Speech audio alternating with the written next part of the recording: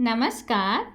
आइए सुनते हैं मुंशी प्रेमचंद जी की लिखी बनमानुस की दर्दनाक कहानी। आज हम तुम्हें एक बनमानुस का हाल सुनाते हैं। सामने जो तस्वीर है इससे तुम्हें मालूम होगा कि बनमानुस न तो पूरा बंदर है न पूरा आदमी। वह आदमी और बंदर के बीच में एक जानवर है, मगर वह बड़ा बलवान होता है और आदमियों को बड़ी आसानी से मार डालता है। वह अधिकतर अफ्रीका के जंगल में पाया जाता है। एक दिन एक शिकारी अफ्रीका के क्लब में बैठा हुआ अखबार पढ़ रहा था कि उसका एक दोस्त घबराया हुआ कमरे में आया और बोला, एक हफ्सी बहुत दूर से यहाँ आया है और कहता है कि पास के जंगल में एक नर बनमानुस निकला है जो सिर्फ आदमियों को मार रहा है। शिकारी ने उस हफ्सी को बुलाकर पूछताछ की तो मालूम हुआ कि उबांसी जाति के एक आदमी ने उस बनमानुस के जोड़े को मार डाला है। शायद इसलिए वह आदमियों को मार रहा है। हफ्सी ने कहा, साहब, ऐसे डील डॉल का बनमानुस कहीं देखने में नहीं आया था। बड़े बड़े जवानों को बात की बात में मार डालता है। ताज्जुब तो यह है कि वह चुन चुनकर उसी जात के आदमियों को मारता है। अब तक करीब 10 उबांसियों को मार चुका है। शिकारी शेर का शिकार करने आया था, पर उसने दिल में सोचा, यह बनमानुस तो शेर से भी ज़्यादा खौफनाक है, पहले इसी को क्यों न मारूं। दूसरे दिन उसने तड़के ही शिकार का सामान ठीक ठाक किया और उसी हफ्सी को लेकर जंगल की तरफ चल खड़ा हुआ। कई सिपाही भी मौजूद थे। वे भी अपनी छोलदारियां और बंदूकें लेकर चलने को तैयार हो गए। हफ्सी राह दिखाता हुआ आगे आगे चलने लगा। दिन भर लगातार चलने के बाद वे लोग उबांसियों के गांव में पहुंचे। रास्ते में बहुत से जानवर मिले, पर बनमानुस का कहीं निशान तक न मिला। अफ्रीका के सब गांव करीब करीब एक ही तरह के होते हैं।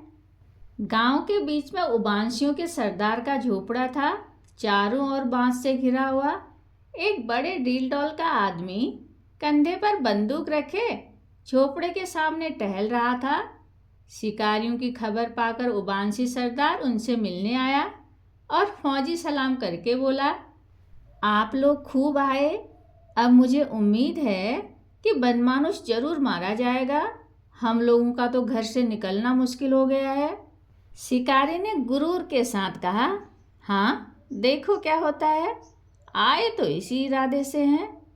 शिकारियों के सरदार ने झोपड़े के पास ही अपनी छोलदारियां लगा दी और पेट देवता की पूजा करने की फिक्र करने लगे कि अचानक किसी के कराहने की आवाज़ आई, जैसे उसका कोई मर गया हो। शिकारी ने पूछा, यह कौन रो रहा है? हफ्सी ने घबराई हुई आवाज़ में कहा, हुजूर, यह वही बनमानुस है। दिन भर अपने मुर्दा जोड़े के पास बैठा रोता है और रात होते ही इधर उधर घूमने लगता है। न मालूम किस वक्त चुपके गांव में घुस जाता है और किसी न किसी को मार डालता है। लोग दिन भर के थके मादे भूखे प्यासे थे। बनमानुस का शिकार करने की किसे सूझती थी। जब लोग खा पी कर फारिग हुए तो सलाह होने लगी कि बनमानुस का शिकार कैसे किया जाए। उबांसी सरदार ने कहा, रात को आप लोग उसे नहीं पा सकते, दिन को ही उसका शिकार हो सकता है। शिकारियों को भी उसकी सलाह पसंद आई।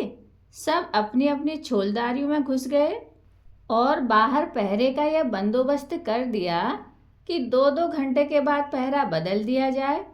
शिकारी थका था, जल्दी ही सो गया। थोड़ी ही देर सोया था कि उसकी नींद टूट गई और सामने एक परछाई सी खड़ी दिखाई दी। उसकी आंखें आग की तरह जल रही थी। अफसर ने फौरन आवाज़ दिया, संतरी। अफसर ने तुरंत बिजली की बत्ती जलाई। उसका कलेजा सन्न हो गया। सामने 6 फीट का बनमानुस खड़ा था और उसके हाथ में संतरी की बंदूक थी जिसकी नली बिल्कुल टेढ़ी मेढ़ी हो गई थी। वह शिकारी की ओर आंखें जमाए हुए था, जैसे सोच रहा हो कि इसे मारूं या छोड़ दूं। उसका डरावना चेहरा देखकर शिकारी की घिघी बंध गई। मुंह से आवाज तक न निकली। अचानक बाहर किसी चीज के गिरने का धमाका हुआ। शायद कोई संतरी अंधेरे में ठोकर खाकर गिर पड़ा था। बनमानुस ने झट बंदूक फेंक दी और उछलकर छोलदारी से बाहर निकल गया। अब अफसर साहब के होश ठिकाने हुए, बिछावन से उठे, बंदूक संभाली, बाहर निकले और बिजली की लालटेन लेकर बनमानुस को तलाशने लगे। लेकिन वह वहाँ कहाँ था। मगर इससे ज़्यादा ताज्जुब की बात यह थी कि उस संतरी का भी कहीं पता न था जो पहरा दे रहा था। शिकारी ने अब की संतरी को ताकीद कर दी कि खूब होशियार रहे, मगर सोने की हिम्मत न पड़ी। बिजली की रोशनी में बैठे बैठे गपशप करके रात काटी। दूसरे दिन तड़के सब लोग शिकार करने चले। गांव के आदमी उन्हें विदा करने के लिए गांव के बाहर तक आए। अच्छी खासी भीड़ जमा हो गई। शिकारी लोग झाड़ियों की आड़ में चलने लगे, जिससे बनमानुस उनकी आहट पाकर कहीं भाग न जाए। हफ्सी को वह जगह मालूम न थी जहां मादा बनमानुस मरी पड़ी थी। जाते जाते रास्ते में एक जगह बड़ी बदबू आने लगी। हफ्सी सहम कर ठिठक गया और कान लगाकर सुनने लगा। वही रोने की आवाज़ सुनाई दी। शिकारी ने अपने साथियों से कहा, तुम लोग बंदूकें तैयार रखो, मैं आगे आगे चलता हूँ। मगर अभी 200 कदम भी न गया था कि उसे वह बनमानुस नजर आया। मगर वह अकेला न था, उसके जोड़े की लाश भी वहीं पड़ी हुई थी। बनमानुस उस लाश पर झुका हुआ अपने दोनों हाथों से छाती पीट पीट कर रो रहा था। उसके चेहरे से ऐसा मालूम हो रहा था मानो वह अपने जोड़े से कह रहा था कि एक बार फिर उठो, चलो यह देश छोड़कर उस देश में जाकर बसें जहाँ के आदमी इतने निर्दयी, इतने कठोर नहीं हैं। जब वह देखता था कि उसके इतना समझाने पर भी मादा न बोलती है और न हिलती है, तो वह छाती पीटकर रोने लगता था। यह हाल देखकर शिकारी का दिल दर्द से पिघल गया। बंदूक उसके हाथ से गिर पड़ी। शिकारी का जोश ठंडा हो गया। साथियों को लेकर वह डेरे पर लौट आया। सब लोग वहां बैठकर बातें करने लगे। देखो, जानवरों में भी कितनी मोहब्बत होती है। लाश सड़ गई है, मगर नर अभी तक उसे नहीं छोड़ रहा है। उबांशियों ने यह बहुत बुरा काम किया कि उसके जोड़े को मार डाला। अभी यही बातें हो रही थी कि देखा कई आदमी एक लाश लिए चले आ रहे हैं। शिकारी लाश को फौरन पहचान गया। वह उस संतरी की लाश थी। मालूम हो गया कि उसी बनमानुस ने रात को उसे मार डाला है। शिकारी क्रोध से अंधा हो गया।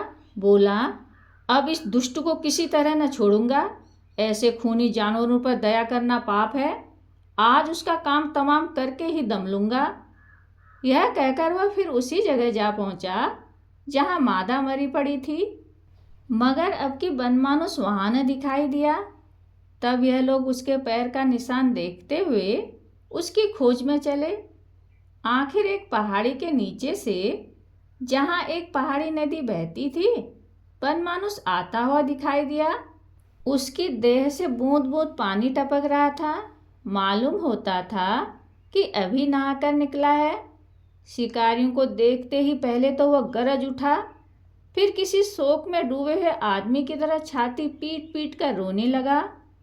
वह लोग चुपचाप खड़े रहे। जब वह बिल्कुल पास आ गया तो अफसर ने उसके कंधे पर निशाना लगाकर गोली चलाई। वह जोर से चीखा और गिर पड़ा। उसका एक कंधा जख्मी हो गया था, पर वह तुरंत ही दूसरे हाथ के सहारे अफसर की तरफ दौड़ा। अफसर ने अब की उसकी छाती पर गोली चलाई। शिकारियों ने समझा उसे मार लिया, मगर वह झट एक चट्टान फांद कर भागा और जंगल में घुस गया। शाम होने को थी। अब उसे ढूंढना बेकार समझकर शिकारी डेरे की तरफ लौटे। यह मालूम था कि वह घायल हो गया है, फिर भी लोगों ने पहरे का बंदोबस्त किया और खा पी कर सोए। रात भर सब लोग आराम से सोते रहे। अफसर साहब की नींद खुली ही थी कि एक हफ्सी दौड़ा हुआ आया और बोला, साहब वह तो फिर रो रहा है। अफसर ने ध्यान से सुना। हाँ, यह तो वही रोने की आवाज़ है। लोगों ने झटपट कपड़े पहने और बंदूकें लेकर रवाना हो गए। उस जगह पहुंचकर ये लोग झाड़ियों की आड़ से दोनों बनमानुसों की अंतिम प्रेम लीला का तमाशा देखने लगे। देखा कि वह अपने जोड़े की लाश को अपने खून से रंगी हुई छाती से दबाकर रो रहा है। उसकी आंखों में नशा सा छाया हुआ मालूम होता था, जैसे कोई शराब के नशे में चूर चूर हो। यह दर्दनाक मंजर देखकर शिकारियों की आंखें भी आंसू से तर हो गई। यह तो मालूम ही था कि अब वह चोट नहीं कर सकता। शिकारी उसके बिल्कुल पास चला गया कि अगर हो सके तो उसे जीता पकड़कर मरहम पट्टी की जाए। उसे देखते ही बनमानुस ने बड़ी दर्दनाक आंखों से उसकी ओर देखा, मानो कह रहा था, क्यों देरी करते हो? एक गोली और चला दो कि जल्दी इस दुख भरे संसार से विदा हो जाऊं। शिकारी ने ऐसा ही किया। एक गोली से उसका काम तमाम कर दिया।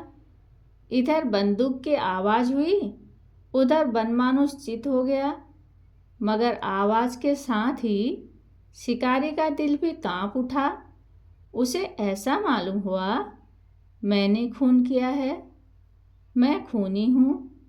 कहानी सुनने के लिए धन्यवाद।